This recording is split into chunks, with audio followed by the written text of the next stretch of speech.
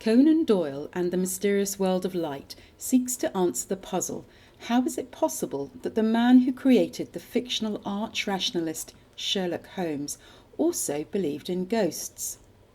Southsea author and historian Matt Wingett spent a year researching the answer, including in the archives of Portsmouth City Museum, home to the Arthur Conan Doyle collection. In 1887, in the pages of the magazine Light, Conan Doyle announced himself to be a spiritualist. Every article and letter he wrote for the magazine is republished in the book to tell his story and answer the puzzle. I think one of the really interesting things that this book does is it traces his spiritualism from the very first time that he got interested in spiritualism, whilst he was living in Southsea in 1887, through to his departure from the UK in 1920 to go to Australia and New Zealand to do missionary work. I think most people don't realise that Conan Doyle became the world leader of the spiritualist movement and dedicated the last 10 years of his life to spreading the word of spiritualism throughout the world.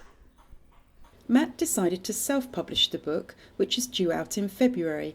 His crowdfunding campaign will finance distribution to bookshops around the country and help him to publicise it. In return, people funding the campaign get unique benefits.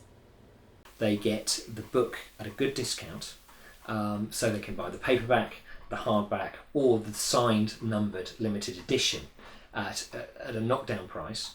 And they also get it way ahead of actual publication date, so they get first dibs. Now the site of flats, in 1882, Sir Arthur Conan Doyle began a medical practice at Bush Villas in Southsea.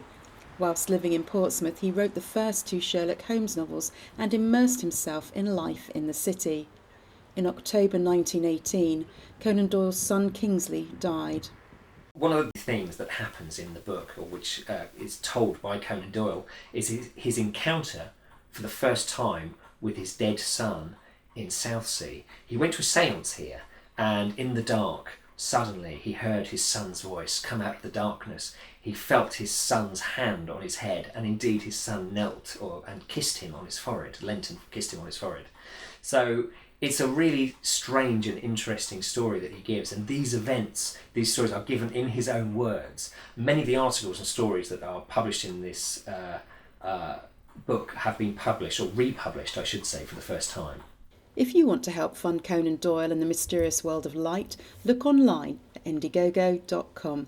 This is Shan Robins for That's Solent.